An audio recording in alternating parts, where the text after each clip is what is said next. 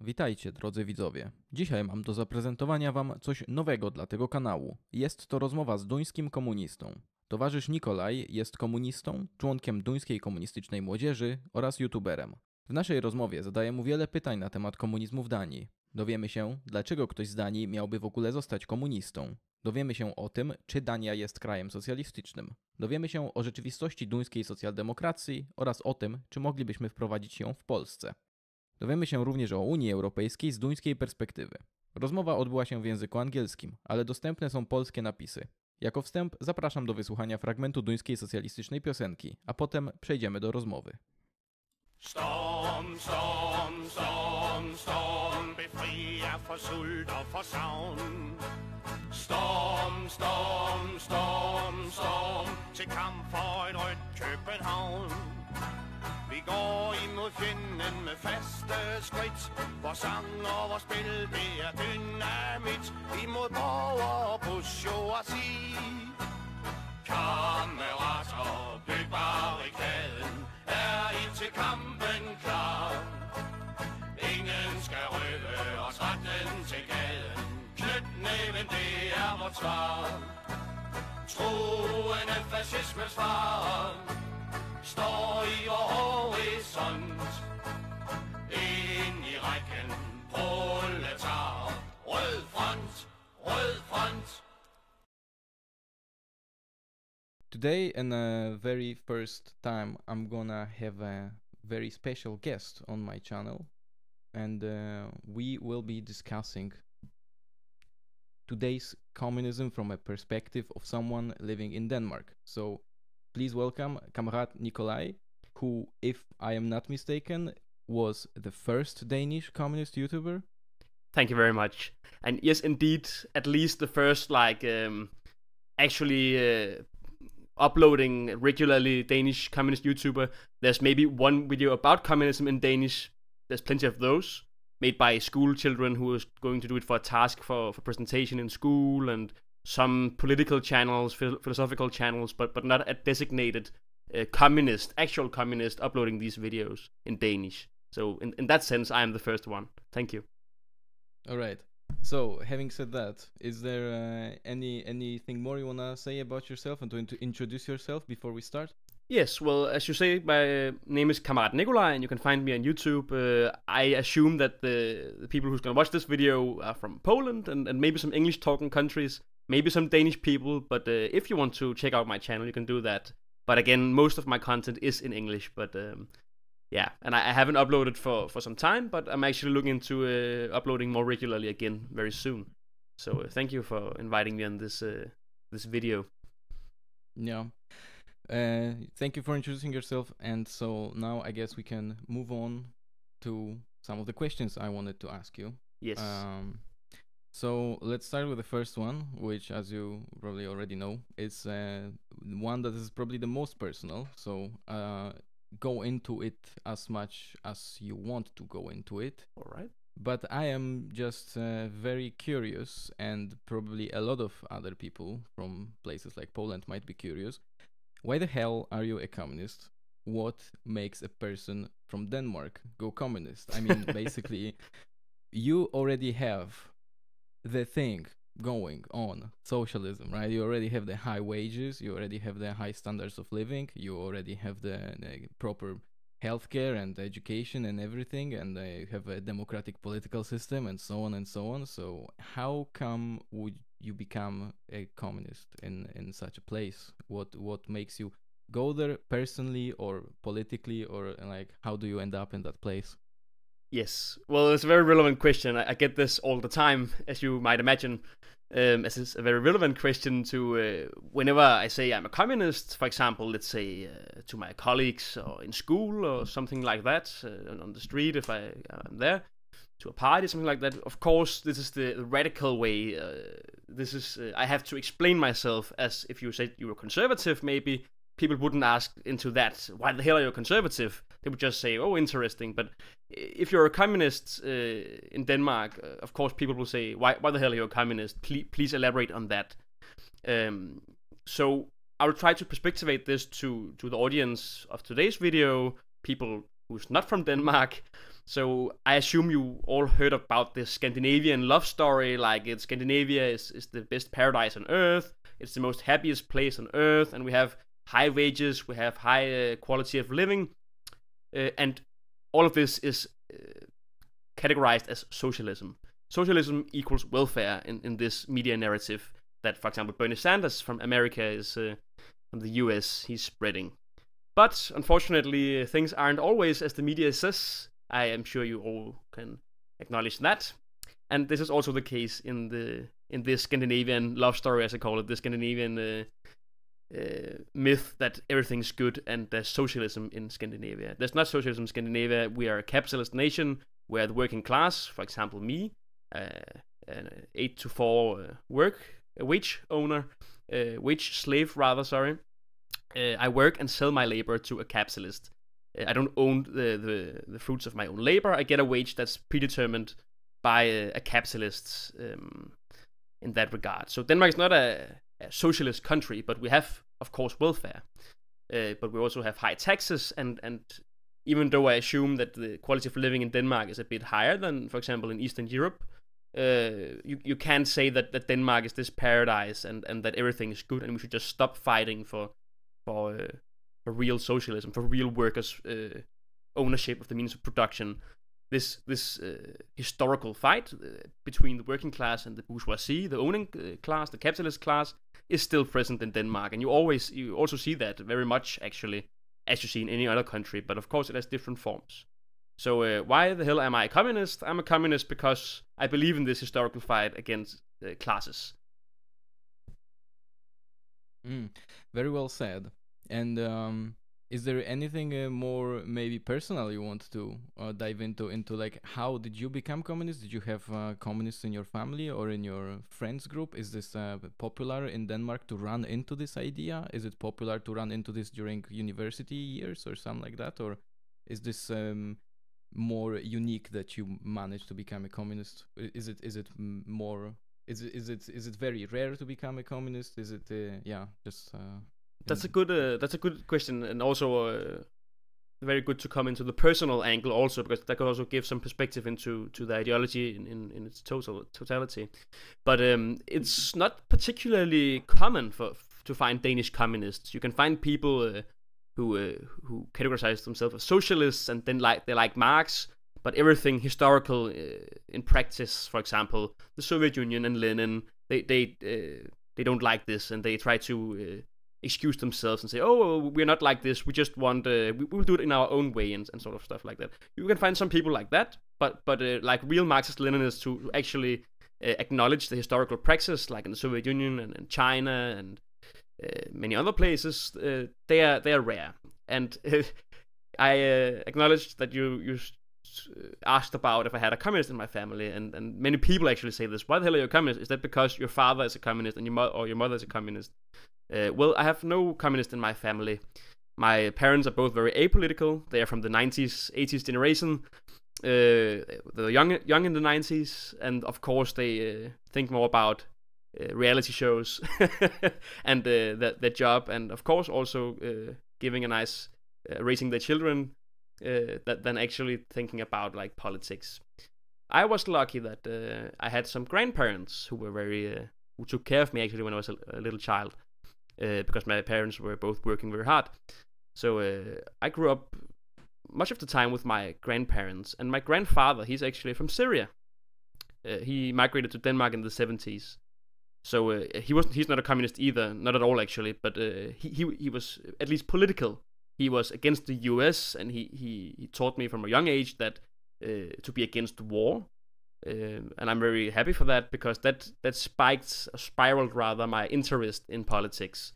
And even at the age of maybe 13, 12, maybe even, I actually began to seek some knowledge about politics. I was not a communist then.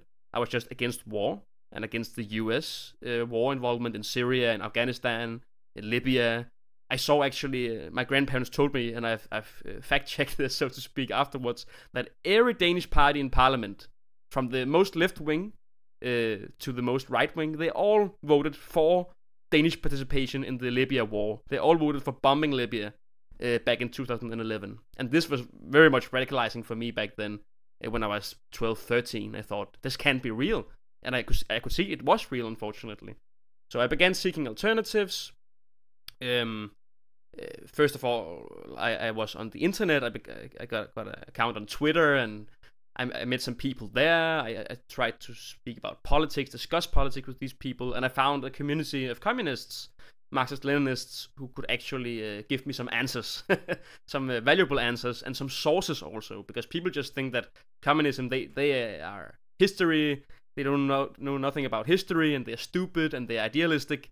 Actually, I became a communist because I saw real statistics, I saw real sources, real facts that proved another narrative than that I've had in school and in the media. So at the age of 13, 14 maybe, I called myself a communist. Of course, very new to the idea, much wrong, ideas about what it actually was. But I began my journey towards understanding Marxism-Leninism back then. Nice. Thank you that you shared with us the personal angle on how you became a communist, and it was nice to hear that story. I didn't have a clue that you had ancestry from Syria, and I can see how that's radicalizing, especially in a country like Denmark, which seems to presents itself as very progressive. You know, they always side with the bully. You know, it's they don't do most of the damage directly, but you know which side they are on. We are like a state of the US almost in Europe. Yeah. Well, fortunately, you didn't get the blessings of American infrastructure and other aspects of culture. Yeah. And what do I want to say?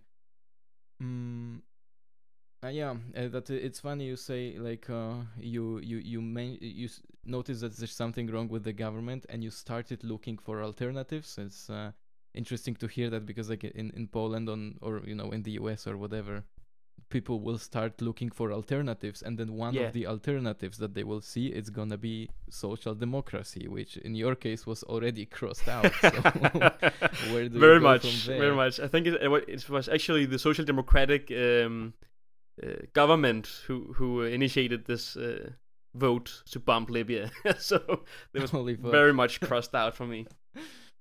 Wow. Okay. That was fun and interesting. And let's move to the second question then. So, as you have already established, there is no socialism in Denmark. What you have there, or what you had there for a while, is usually described as social democracy. So, so basically, social democracy, it is still capitalism, but it's much more equitable, and it allows people to live in a much more harmonious way with much more welfare and stuff like that. And when I talk about this with people who are not really politically conscious, they will not understand how did that come about, and they will often assume very metaphysical features of nations, and they will explain to themselves these things in a metaphysical way. So what do I mean by that? It's like a thing I hear in Poland very often is that Russians have this metaphysical trait that they need to live under a dictatorship. This is not just Polish, it's also in Denmark. They cannot be civilized enough to live under a democratic rule like we have, which is perfectly democratic, where all of the voices are taken into account. And as we know, like in Libya. And then they will assume metaphysical features of other nations, like, for example, and probably true of the Danish people as well, when they think about the Germans, they will think about efficiency, punctuality, definitely.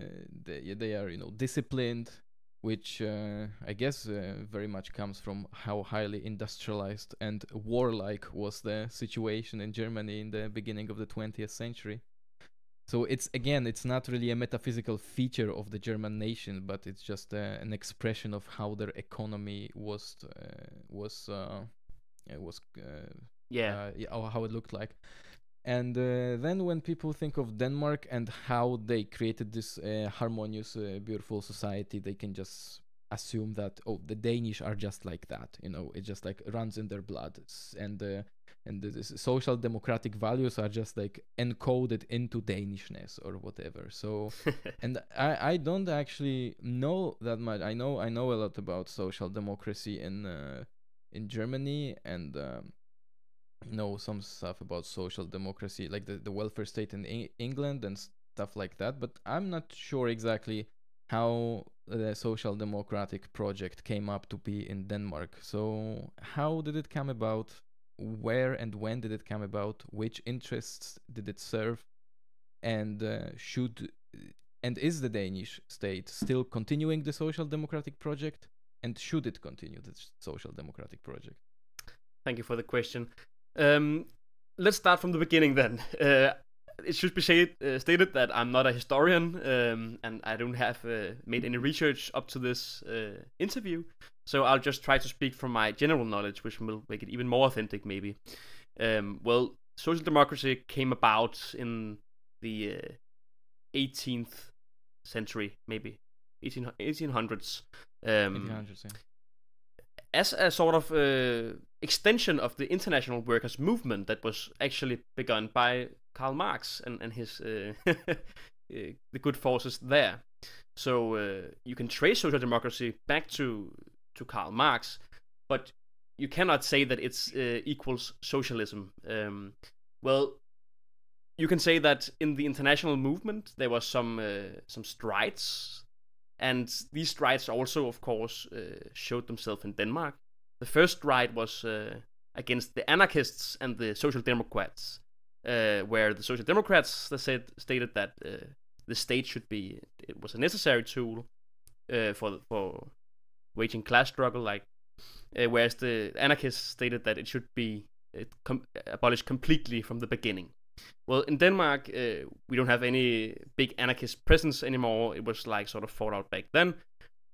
But the Social Democrats, they begun winning territory. A guy named Louis Pio, you can look him up if you want to. He's generally associated with the beginning of socialism in Denmark, like social democracy, in Denmark.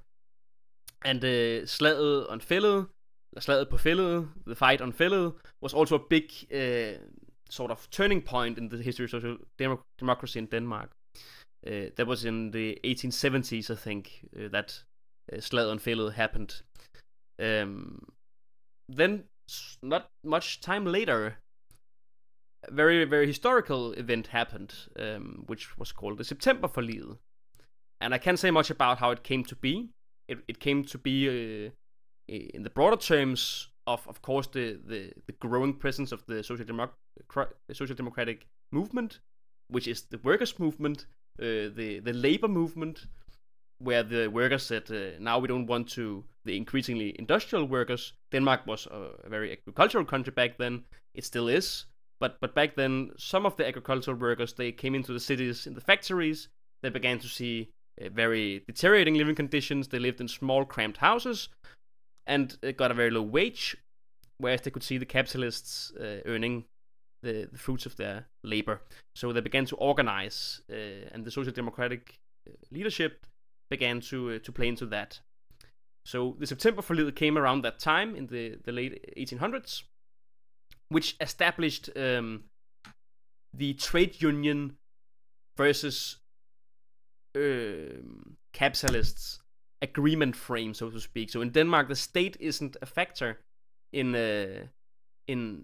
determining labor conditions. It was something that had to be fought of for the labor movement and with the capitalists. So the state wasn't an active factor in that. That's also why we in Denmark don't have a minimum wage, like in the US, for example. In Denmark, we don't have a minimum wage, but we have collective agreement frameworks, which has been fought of by the labor unions. So the minimum wage, so to speak, or the average wage is different from job to job, according to which collective union agreement they have. So in sectors which don't have a strong union, for example, like we are getting to that later, I can assume, but labor wage earners from Poland come to Denmark, and maybe Ukraine also right now, very relevant. They are in sectors which have a strong a weak labor movement, so they can the capitalists, they can give them a very low wage, and we'll talk about that later. But to get back to history, back then the Social Democrats began to gain more and more influence.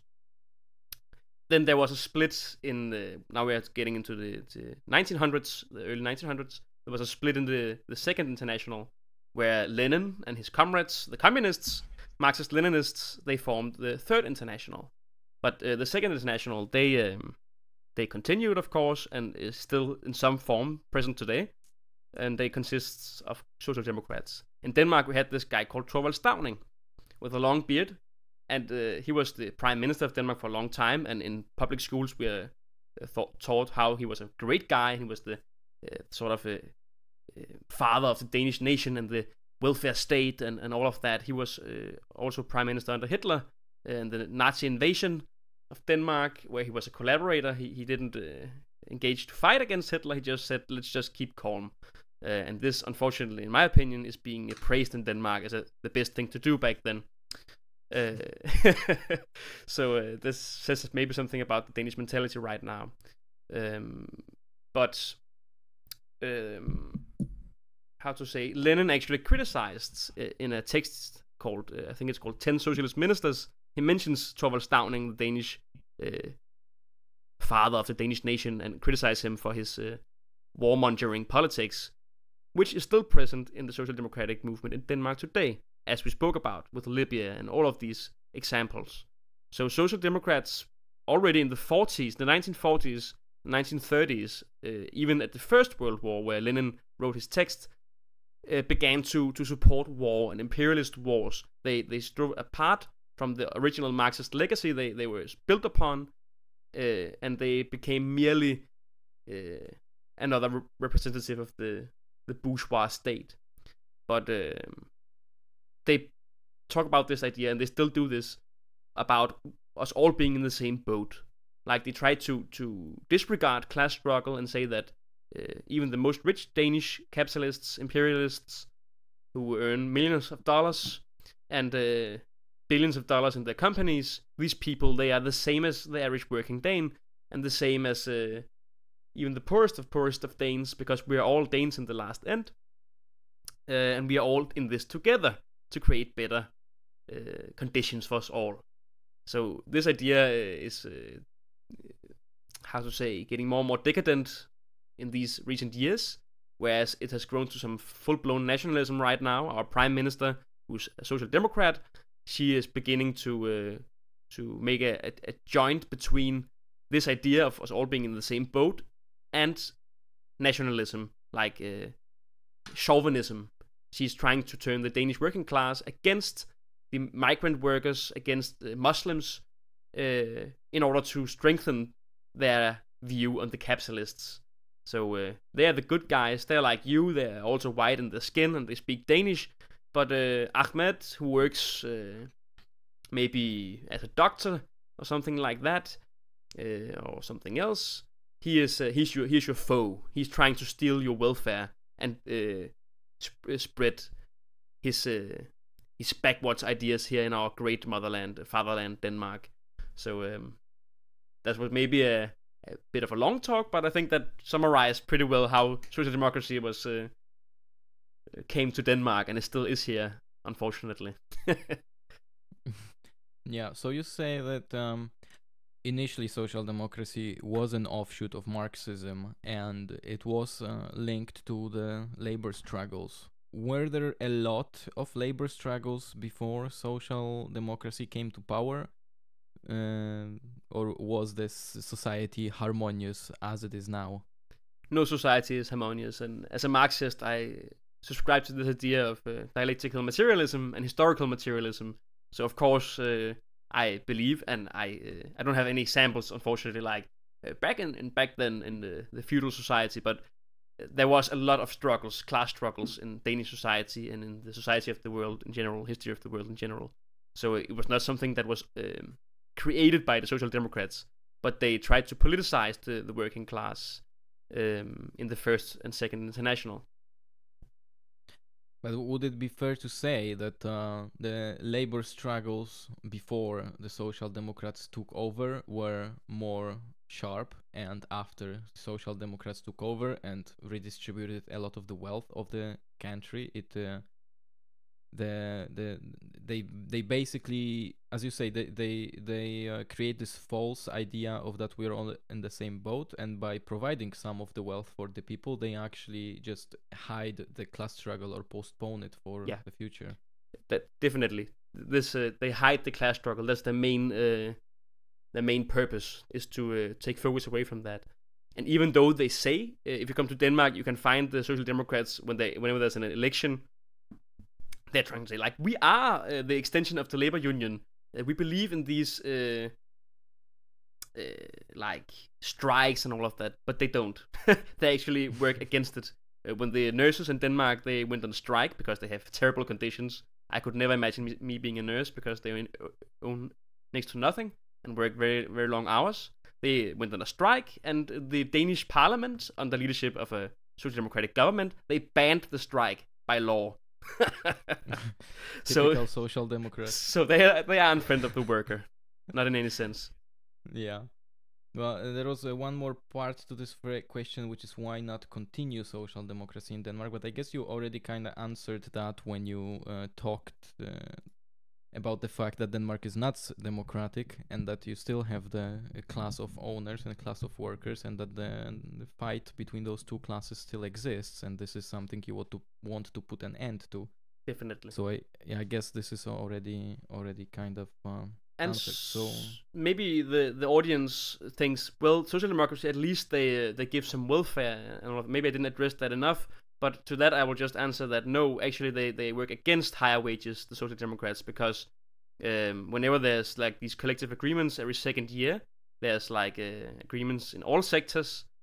Last time, the Social Democrats, they went much below what the working class actually has increased in productivity and all of that, because they said, well, there's war in Ukraine and we have to stand together. Again, they always use this argument. We're in the same boat against the evil Russians, so you can't get this much in wage increases. So they are not representatives of better welfare. They're just cutting in it, and they're giving low wages, and they're trying to they're like this very, very old and disgusting candy that you put in your mouth to forget what's actually happening around you. Yeah, it's wait, I wanted to say something. I'm not sure if I will be able to oh yeah, I remember now. So it's very interesting you say, well, in capitalism, of course, the wage laborers cannot be awarded the exact amount that their work has produced, because that has to stay in the capitalist hands. That's how capitalists stay capitalist. Yeah. And the Social Democrats really serve that purpose. And you mentioned the point that they said that they need to do this because they need to support Ukraine. And it made me think of the fact that I think it was last year when the ruling government decided that they will cut one more day off from the... Oh yeah, I forgot to mention that actually. The holidays. So in Denmark, I don't think you have many holiday days in general, not as many as in Poland. No, you are much more Christian country than us. I imagine you have much more Christian holidays. Yeah, there are a bunch of religious holidays. And so I find it funny that the social democratic government, being in one of the, let's say it straight, most wealthy countries in the world, really, or at least where the people live in a much wealthier way than they live in like US or something, where most people are in a horrible fucking place.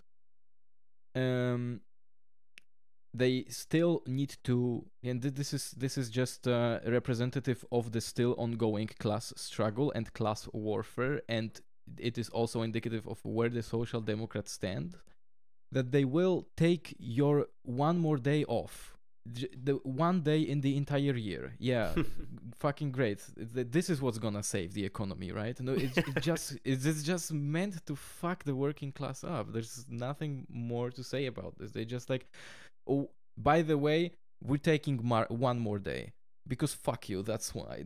That's a big fuck you. Yeah, definitely. And Unfortunately, the Danish working class isn't that organized. They don't have a. We're getting to that later also, but just to mention it shortly, there wasn't that big protest against this removal of the holiday, unfortunately. So hopefully we can give the Social Democrats much more resistance in the near future. Yeah. Okay. Going forward, the follow-up question to the previous question is like, why shouldn't other places pursue social democracy, or should they? Like, for example, Poland, a lot of people are saying like, oh, communism is bad, we cannot have communism because we already had it and it failed, so we need to do like the Scandinavians do, we need to have social democracy. So like, is this the way for every country to just go social democrat? Or like, why would we not want to do this? Or maybe can we even do this in such a way that Denmark did? Yes. Also a very good question. And to try to address this, no. I won't say that Poland, not under Donald Tusk, or not even under a more left-wing guy, can obtain the same thing that you think social democracy is. We just spoke about social democracy isn't welfare. Welfare didn't come from voting Social Democrats in. It came from the working class, striking, organizing, demanding stuff. They demanded higher wages, they demanded welfare, and then the Social Democrats in parliament, they could try to play on that to gain some votes and gain some power by voting in some welfare. But in Poland, unfortunately, the establishment, they won't be able to do this. Maybe in very, very, very small amounts, but Eastern Europe and Poland right now is being exploited by the greater entirety of the EU. And if Poland gained any such welfare initiatives and weren't, for example, I know that many Polish people, I think almost 50,000 Polish people work in Denmark. If somehow Poland economically became better to work in and people didn't move to Denmark, the imperialist economies of Denmark and the UK and such other places, they wouldn't be able to run as smoothly. So it's not in the interest of the EU and the imperialist economies of Denmark and the UK to allow Poland to become such a place. So no matter what the politicians who support the EU and who is in the EU, for example Donald Tusk and all of the other guys, they're not interested in making Poland a nice place to live in. Yeah, so basically the argument is that the higher powers standing above us will not really allow us to develop such a system as was developed in Denmark. And also, even if we wanted to, then we better import some more Ukrainians in, because we gotta exploit somebody to have this. Yeah, or maybe even, I know Denmark is talking about, for example, these nurses, right? We don't have enough of them because obviously nobody wants to be a nurse. But now we're talking about allowing Iranians and Thai people to come and work, even though they can't speak the language, just because we are so desperate in having cheap labor. Okay. Yeah, and one more thing I want to ask. Yes, this argument about not being allowed to introduce such a system is very important, especially if we look like places like South America, where there was a lot of social democratic governments. Even Salvador Allende was pretty much social democratic. A prime example. He wasn't a revolutionary Marxist. He was a reformist, and he got couped.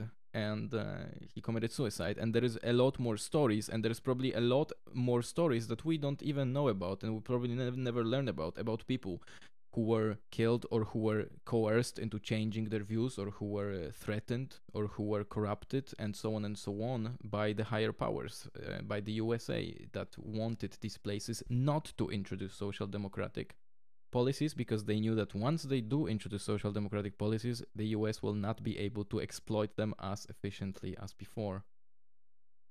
Yeah, so that's not fun. Let's go to the next question. Maybe a bit more lighthearted. Let's see. Next question is, you already touched upon that a little bit. So what is the current political scene in Denmark?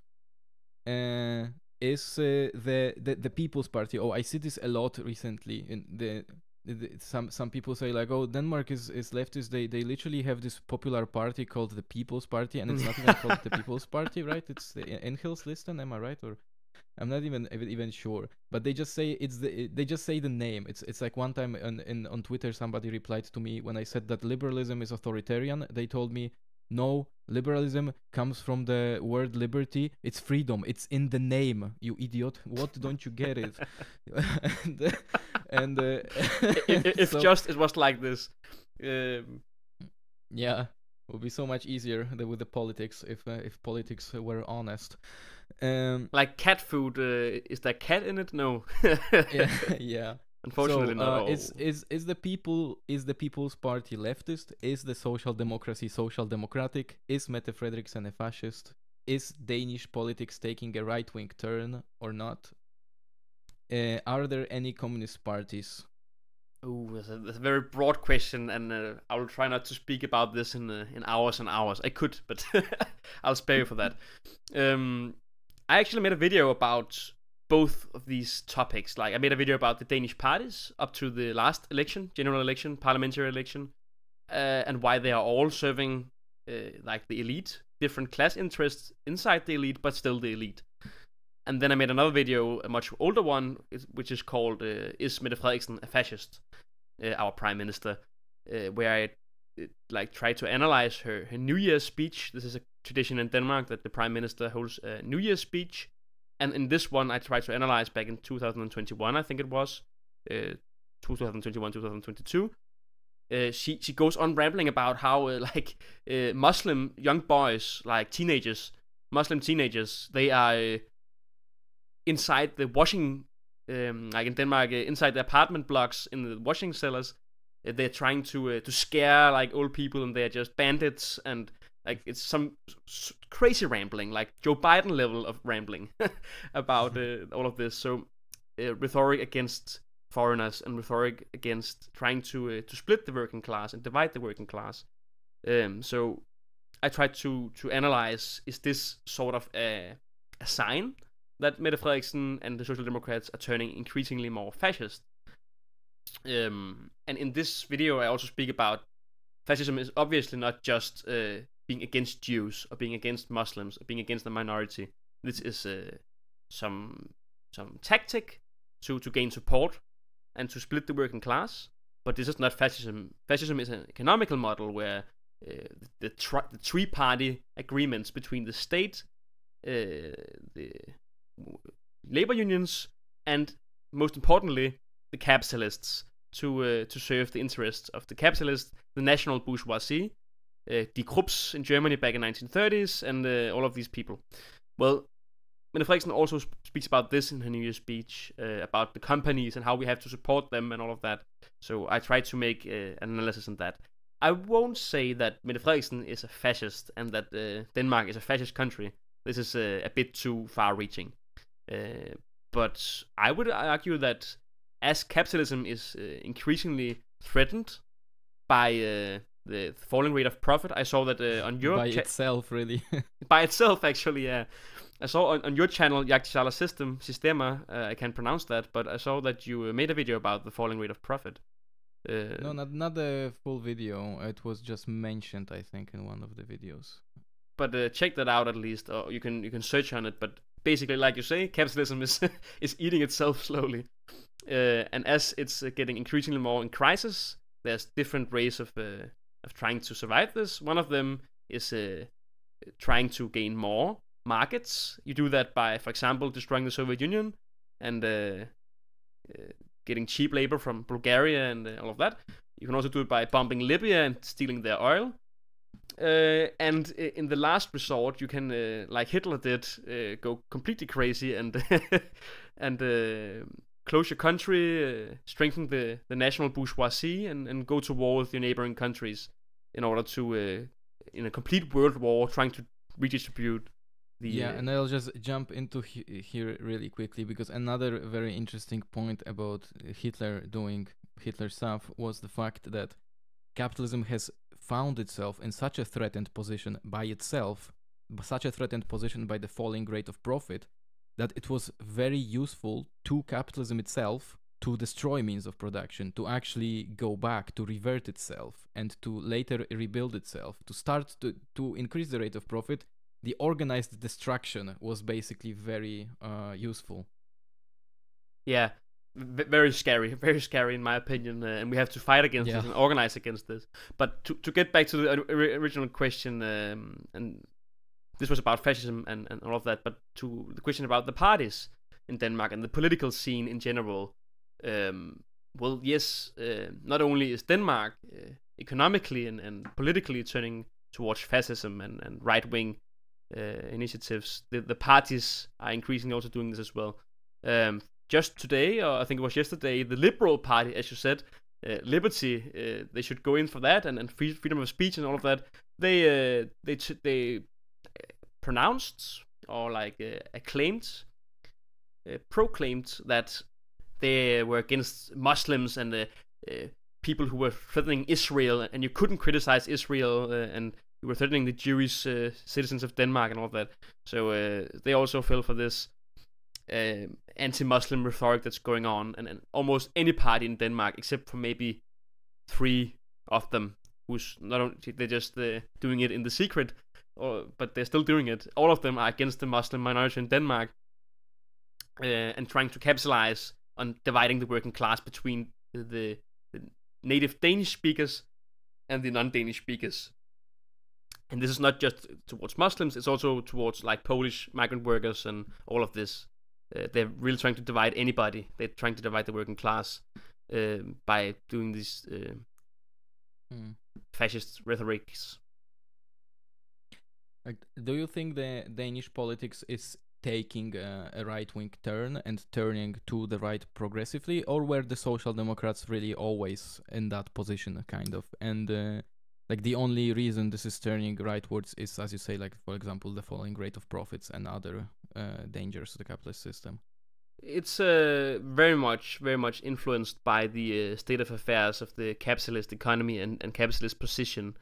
When the capitalists are in danger, and there's a weak workers' movement like right now, they're dividing it even more by applying these fascist tactics and rhetoric.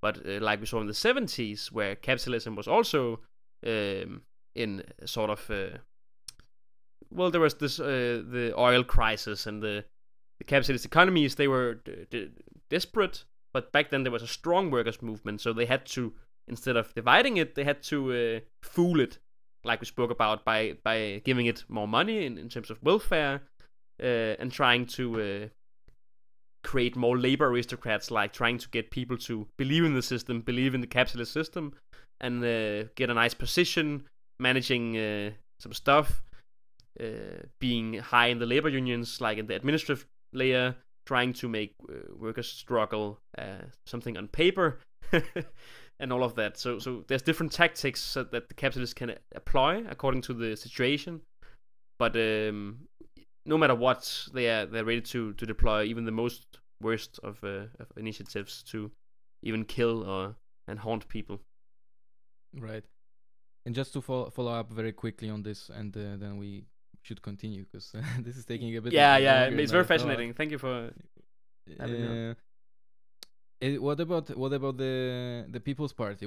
Is there any party that is genuinely leftist in the parliament, or can you vote for a party that you would consider genuinely leftist at all?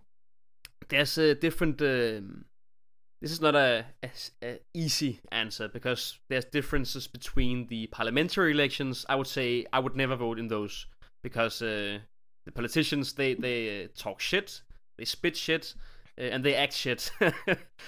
So by helping them getting power, even though like you're voting on the lesser of evils, like in every other country, in the US you're voting Kamala instead of Trump. Here you're voting left wing instead of right wing. You're not helping anything. Actually, you're just saying to the politicians, you're still voting for the system itself. Right? Yes, exactly. You're employing the politicians to continue what they're doing.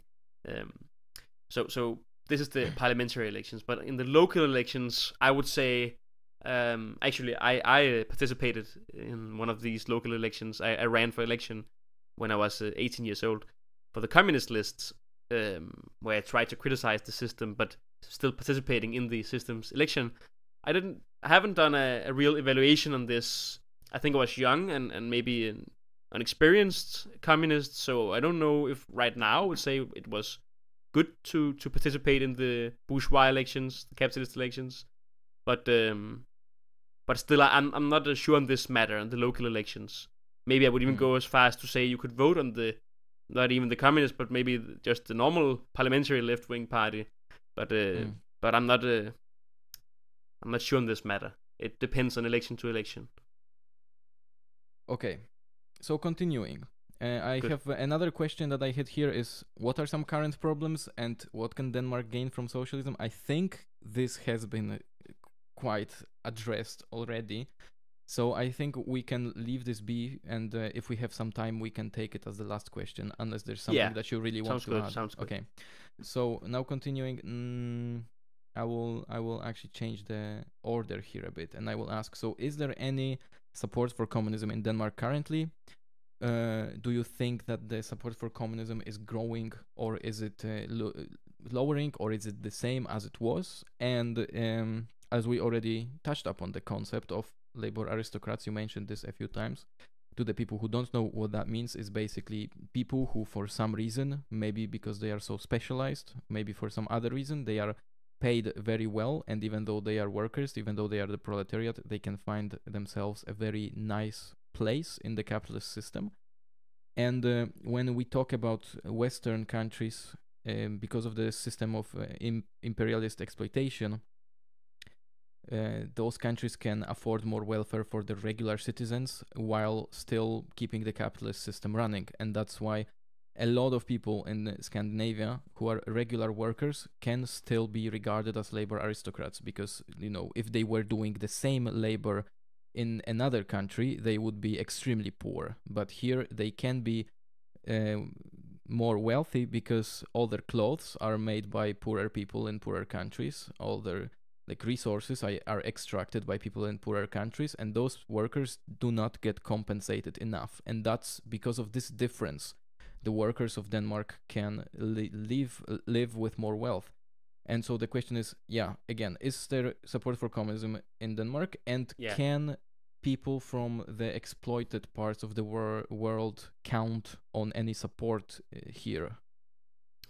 Yes, a very good question also. Actually, it's also good because I didn't mention, you also asked me on the last question about Danish communist parties. Is there any of those in Denmark? And I can possibly try to answer this now. Well, first of all, you mentioned this about the working class. They are they're being bribed, you could say that. This is actually a theory that some Danish Third World Maoists proposed back then about the bribed working class. So it's true in some regard that the working class in Denmark is being bribed, and that the welfare in Denmark is built upon Denmark being an imperialist nation. Many people don't think about this. Denmark is this cute little country in Scandinavia where there's cute little boats and pastries, but we're actually engaged in the plundering of economical resources from Greenland, from the Faroe Islands, and also from the Middle East and Africa, where we are having soldiers deployed.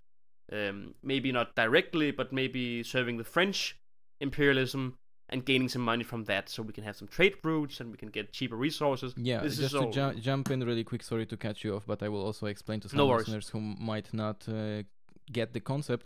The concept of neo-colonial exploitation that we have right now, the neo-colonialism, it also allows many countries to exploit the same country at the same time without the need for a large military force on the ground. So even though Denmark might not participate very directly in exploitation in many of these countries, because all the capitalist system in Western Europe is so intertwined, all the countries are so intertwined economically with each other, they all gain from exploiting the Africa, for example. Even if France or the US does all the heavy lifting, but Denmark still uses that system to support itself, and it's still considered imperialist because it participates in that, and it participates in that actively. Yeah, please continue. Yes, so you can say in that regard, the Danish working class is bribed by all of this plundering, even though the most of the plundering, of course, goes to the capitalist. Some of it, a little bit of amount of it goes to the working class in forms of welfare and all of that. But this doesn't mean that the fight for socialism is impossible in Denmark, and that the scene is totally dark, and that there's no sort of hope for the working class. There is hope for the working class, and there is a working class that can be organized and take power. But as I mentioned in the beginning of the interview, unfortunately, it isn't quite strong yet. We have some smaller communist parties, at least. I think we have 3 of them. Very small communist parties, maybe 300, 400 members. They aren't avant-garde parties. They aren't organizing the workers actively. Not at all. Like, in fact, some of them have some good initiatives, but they're very small, and they are not leading the working class. But there's hope. Of course, I'm organized, not in one of these communist parties, but something called the Communist Youth of Denmark, where we are trying to analyze how to give the working class the strength that is needed to overthrow the system, and before that, realizing that the system is wrong by making propaganda, by organizing, by schooling people into Marxism-Leninism. To see this, we talked about earlier about imperialism and neocolonialism, and how the Danish welfare is deteriorating, is being cut down, and the little bit that isn't being cut down is built under the plundering of other peoples who are living in poverty and misery. So there is hope, and there is possibility. I believe, and I think everyone should, as a scientific Marxist, should believe that socialism is possible in Denmark, and the revolution can happen in Denmark. But there's some way, definitely. I wouldn't say that communism is strong in Denmark. And as I said in the first question, it is still being seen upon as radical and weird to be a communist in the 21st century in Denmark.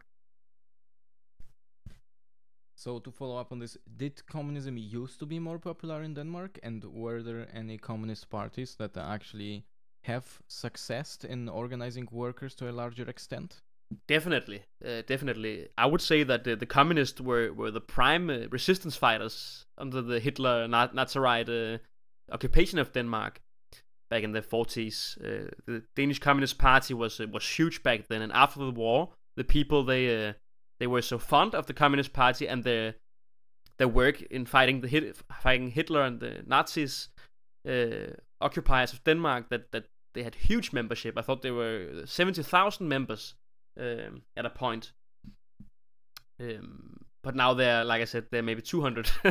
So what happened? Well, they, even though they had a huge root in the Danish working class and a huge base there, they capitulated. They laid down the weapons after the war had ended, and they hoped that they could achieve a coalition with the Social Democrats. And they also did in the beginning. They had, I think, 2 ministers, something like that, in the Danish government back in the 40s, 46, something like that. But they tried to getting increasingly more parliamentary and believing in this way. And they even formulated in the 70s a Brezhnevite, like Leonid Brezhnev from the Soviet Union. He had a political line of coexistence, peaceful coexistence. And this was also reflected in the Danish Communist Party, who adopted the strategy called the anti-monopolistic strategy, which believes that socialism can happen first by securing a democratic alliance with the petit bourgeoisie, like the merchants and such, in Denmark. Parliamentary, we can vote this in, and then we can slowly remove the structure, and then we can have a revolution. But this whole idea of a violent revolution and overthrow of the old state apparatus, destroying it completely and building something new, they don't believe that anymore. So this was the downfall, and that is the reason why there are only 200 members right now. But in the 70s, still in the 70s, they were huge. They had a communist press, communist publishers, communist festivals with thousands of people, international solidarity, work, all of that. But now there's nothing, almost, unfortunately. Yeah, sad to hear that. And I think a lot of people in Poland, especially the ones who still see communism as something exclusively coming from the East, they will be surprised to hear how much support was for communism less than 50 years ago in places like Denmark, which already had the social democracy going. So I think a lot of people will find that interesting. But okay, I guess we can move to another question then. Yeah.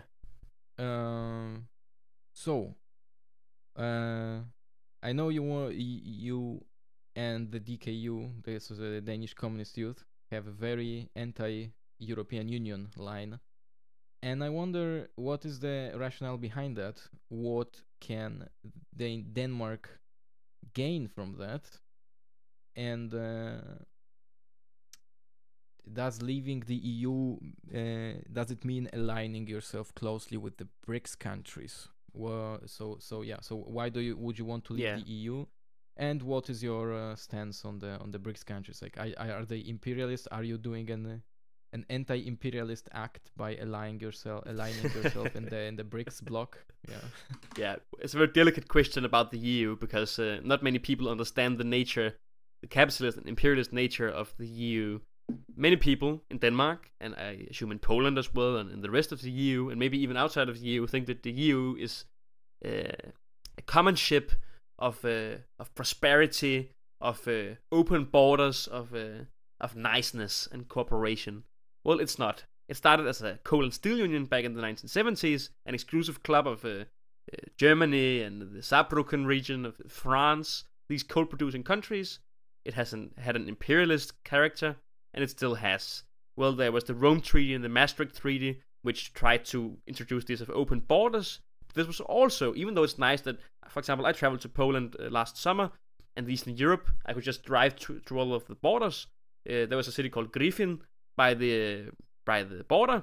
I could just drive into that without any check of my passport. That's nice, but it has nothing to do with the European Union. You could easily have this while not being a member of.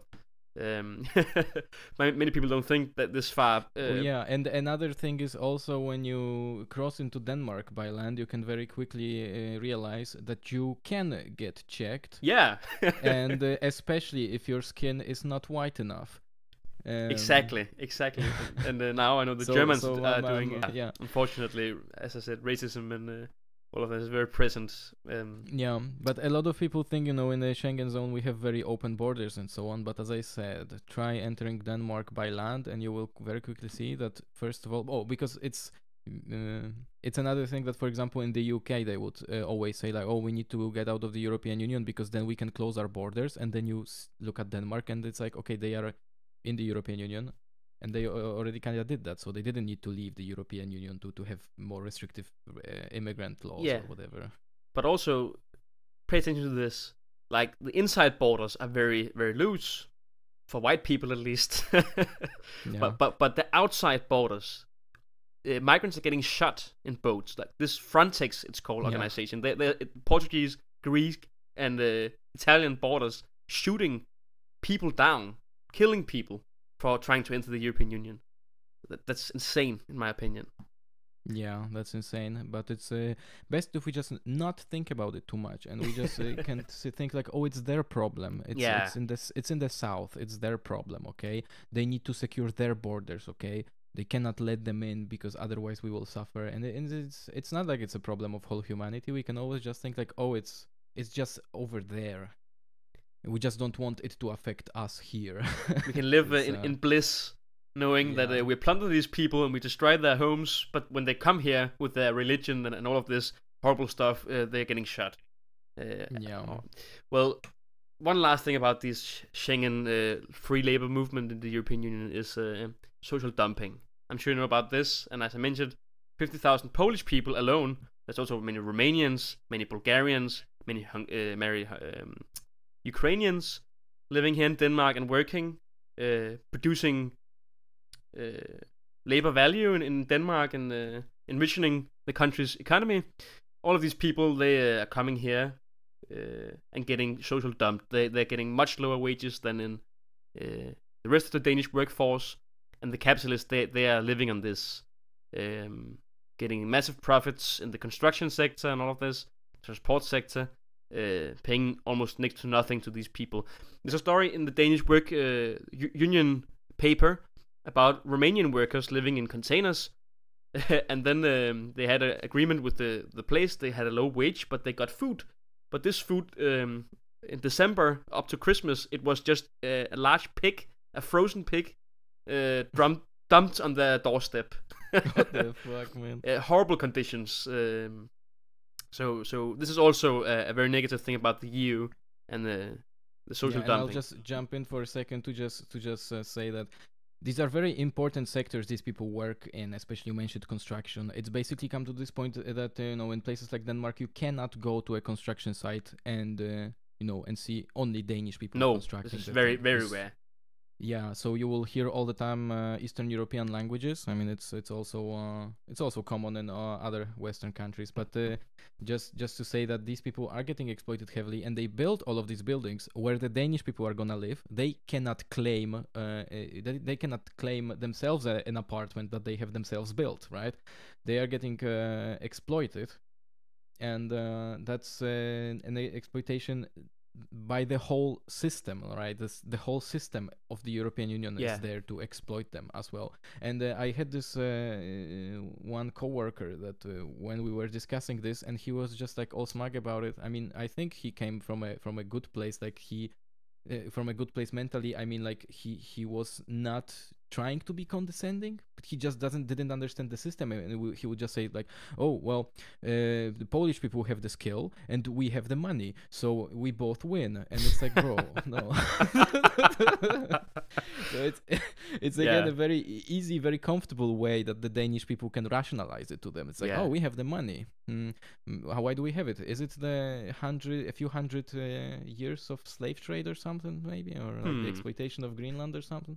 Not at all. No, we just is it the system that has created the inequality regime change in Eastern Europe that was specifically tailored to come as a result and to create such a result that people from Eastern Europe are actually underpaid and they are not really treated equally, and like the equal development of these places is not really a priority. It's just supposed to be the market doing everything. Is that the free like market systematic issue, or you can just say, I don't know, everything, we have freedom now, they have a free market and everything, and if they get paid, they just come here because we have money and they have experience, and that's great. It's great because it works for me.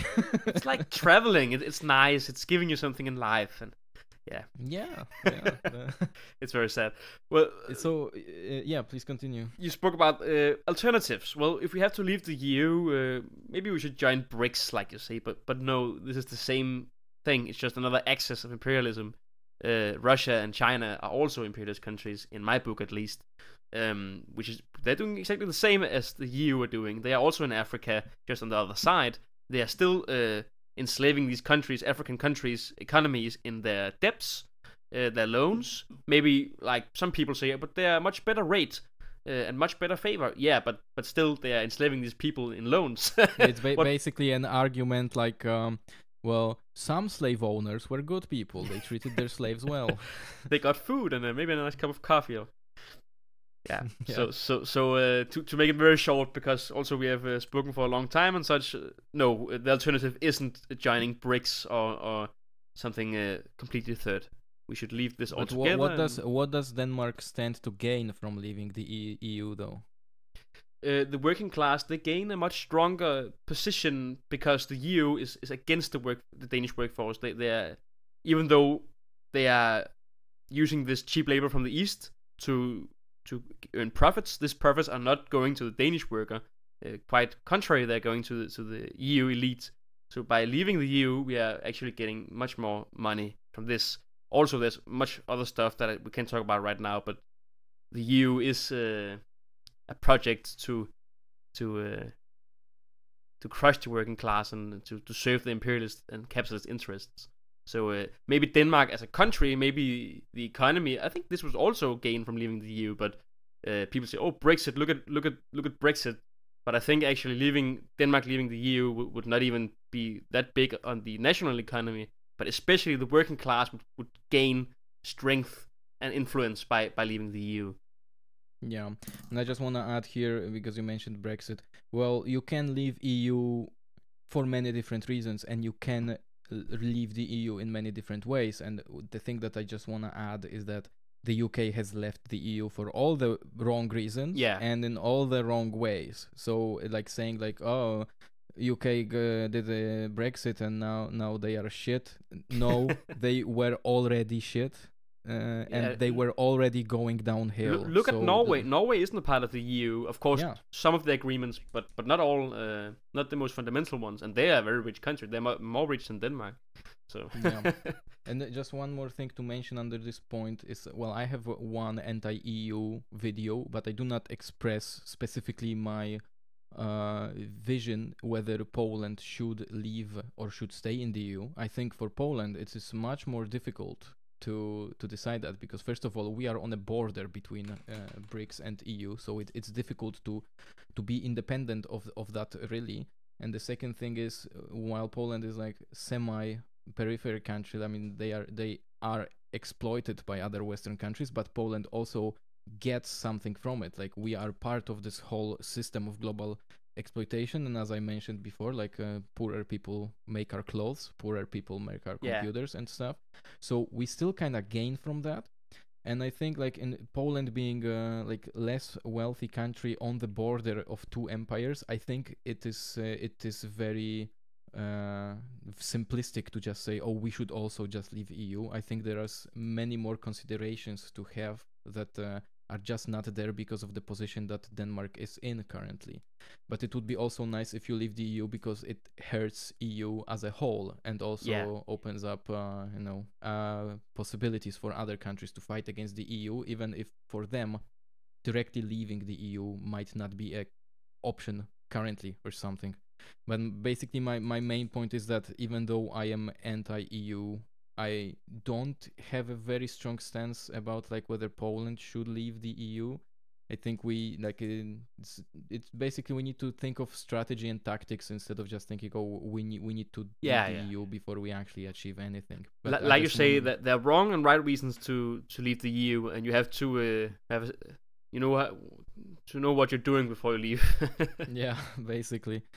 And I think, by the way, because people will say, well, the UK has left the EU and the country is shit, and maybe they didn't have a right plan. Well, they did. The thing that they are doing, it serves the elite. They exactly know what they are doing, and the people who are supposed to benefit from that, they are benefiting from that. And if regular people get screwed over, it is because regular people get screwed over, the elite can be even more wealthy. So you cannot forgo class analysis when you say like, oh, this country has left the EU and now stuff is bad for them. For them means what? For the workers or for the elite? You cannot just say like, oh, it's bad for them. You know, you have to just making these points to make people just to express my opinion on this. But I guess we don't have much time.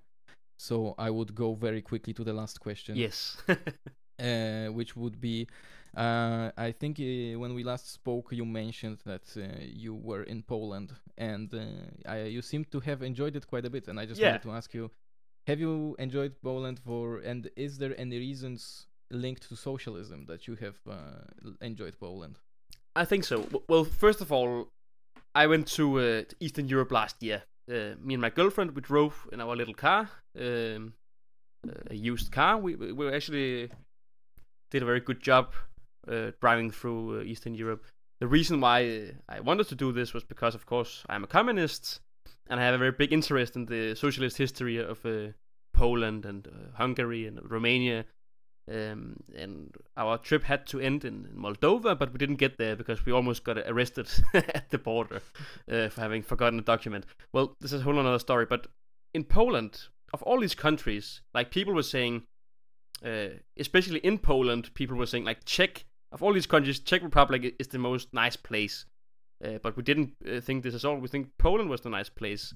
But I think all of these places had some charm directed from the socialist past. I think people, at least the older generations, had some sort of humanity and a nice view in the world that was very, very nice to experience. Whereas the younger generations, they were more on their phones. They were more like this capitalist mindset that they had to the world had to take offset in them instead of the collective. But the old people, they were very nice, and in general, people were very nice. Poland were very fun, and People were kind, very kind. All people were kind, and I think that the reason why it was such a nice place to be, also like in general, was the socialist past, the infrastructure that had been built, the city planning, all of this were nice to see, and I think the only reason that these economies are they of course had a huge fall in the 90s where everything was getting privatized, but still, in spite of this, the industrialization carried out by the socialist regimes back then has helped these countries at least have some sort of work and such. Yeah, thank you for your answer. I would just say that, the experience with the kindness of old people for people in Poland can be probably very mixed. But one thing I want people to take note of, because you notice that many older generation people would be nicer, and the one thing that I very often find, whether I look online on some posts on some like groups on Facebook for people who lived through Polish People's Republic, or when I talked to older people, a lot of time they would say like, oh, back in those times everybody was helping each other and they would rely on each other. But often the way they will rationalize it is that, because we were much more poorer, so we were forced to cooperate like this. And then I think, well, I know a lot of places in the world where people are poor as hell and they do not cooperate like this, and they do not then they yeah. So then I'm just thinking like, okay, maybe it's not only the socialist system in Poland that created this mindset, but it surely played a part, and I think it's very easily overlooked, especially if you're just like idealizing Western countries. Like, another thing you have said is like the city planning and stuff. It's like there's so many cities in Western Europe that are so badly planned, especially if you go out in the suburbs, and it's just like these soulless places with no parks and no, where and the living standards are actually much lower than in a socialist bloc. So yeah. So I remember an old song from, I think, the 40s, Polish song called Budujemy Nowy Dom, about building the new Poland, and this is a very, very nice song. I think very hopeful for the future. And maybe I'll play it on the end of the recording when I upload. that could be very nice, actually. It's a great favorite. If I can remember. Okay, is there anything more you want to say about this topic? Because otherwise, I guess we'll be wrapping up. No, I think it's a good idea to wrap up. We've been talking for a long time, but of course about very relevant questions, and I think we have discussed some very essential topics about life in Denmark and the strength of the workers' movement in Denmark and all of this. So thank you very much for having me on today. Yeah, thank you too, and it was a pleasure. I think, especially if the viewers find this interesting, then we'll probably do it sometimes again. Maybe get into more detail into some of these things. But it was in general very nice, and actually went much more smoothly, and it was than I thought, and I learned a lot as well. So thank you very much. Me too. Thank you, and goodbye, and have fun today, whatever you're doing. and you too, and maybe we'll do this again in the future. Let's see. But thank you very much for having me on, and to everyone out there listening, have a nice day, and until next time. Until next time. Budujemy nowy dom, jeszcze jeden nowy dom, naszym przyszłym lepszym dniom Warszawą. Każdą pracę z nami mnóż, każdą pracę z nami dziel, bo to jest nasz wspólny cel Warszawą. Od piwnicy aż po dach, niech radośnie rośnie gmach, naszym snom i twoim snom Warszawo. Niech się mury pną do góry, kiedy dłonie chętne są, budujemy betonowy nowy dom. Już dość narzekań i gderań, i tylko chciej, i tylko spójrz, jak rośnie w krąg. Muranów, mirów, mokotów, żerań, wspólne dzieło naszych rąk. Więc chodź i zakaż rękawy, do ręki kielnie bierz i stawaj z nami tu, bo to dla niej, dla naszej Warszawy, tak codziennie, tak bez